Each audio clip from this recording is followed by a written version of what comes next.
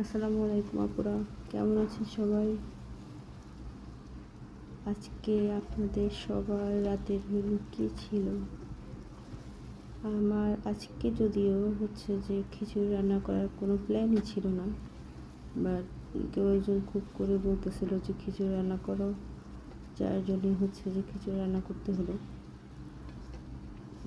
আমি অনেকবার বলেছিলাম যদিও যে আমার আগের রান্না তরকারি ছিল, তাই যে ভাবছিলাম সিম্পল কোনো কিছু রান্না করব যাতে যে রাতটা চলে যায়। অন্য কোনো দিন যে বা দিনের বেলা যে খিচুড়ি রান্না করব, বাট অনেকবার করে বলার জন্য যে খিচুড়িটা রান্না করা লাগলো।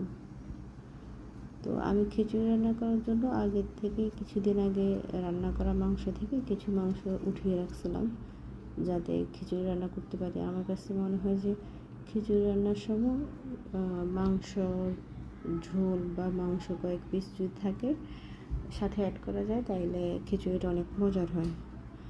তো সেই অনুযায়ী যে মাংস রাখছিলাম আর কি। তো আজকে সেই মাংস দিয়ে খিচুড়িটা রান্না করলাম। তো কেমন হয়েছে অবশ্যই